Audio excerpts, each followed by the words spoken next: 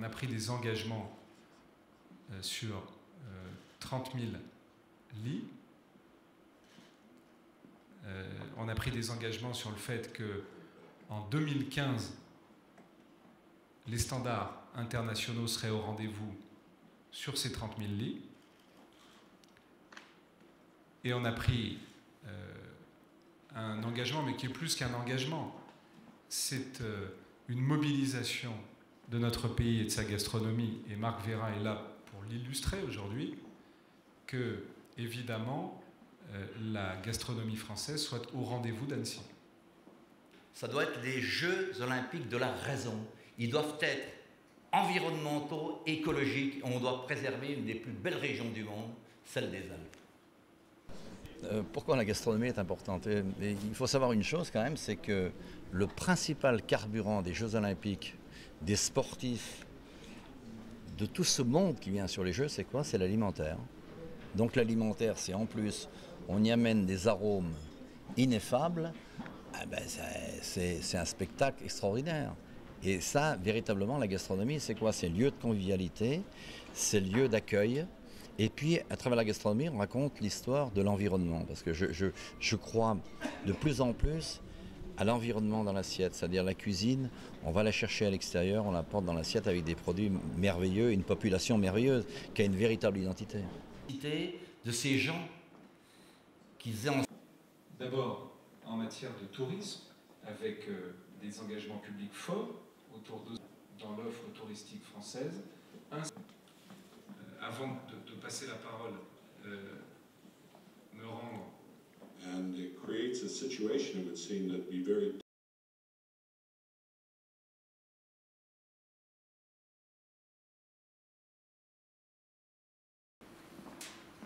Événement exceptionnel, les Jeux offrent une formidable opportunité de bâtir le sport de demain et de sensibiliser la jeunesse du monde entier aux valeurs qui sont les siennes. C'est pourquoi nous nous sommes engagés à organiser un événement pluriel qui associera sport, culture et éducation.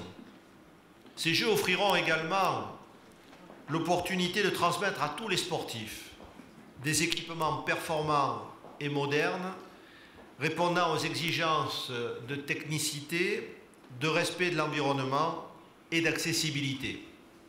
Nous souhaitons ensemble inscrire ces Jeux olympiques et paralympiques dans une logique d'héritage durable pour les Français, pour les sportifs, pour notre montagne, pour notre jeunesse et plus généralement pour celle du monde.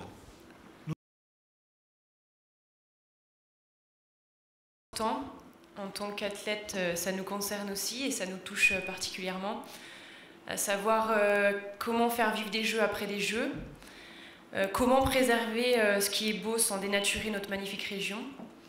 Et toutes ces questions, Annecy 2018 y répond bien, car un soin tout particulier a été apporté pour assurer cet héritage. Des Jeux avec des infrastructures à haute qualité environnementale et à faible consommation d'énergie. Des spectateurs acheminés en transport collectif. Une montagne accessible à tous pour permettre une pratique sportive et de loisirs aux personnes en situation de handicap.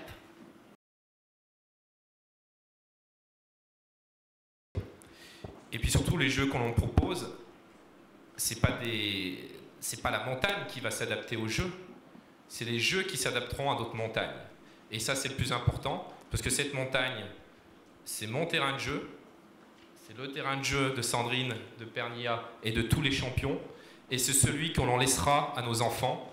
Donc c'est pour ça que sur ce plan-là, nous serons très investis sur ce dossier, et Nathalie Kosciusko-Morizet, notre ministre du Développement durable, s'est engagée aussi à nos côtés à poursuivre dans cette voie.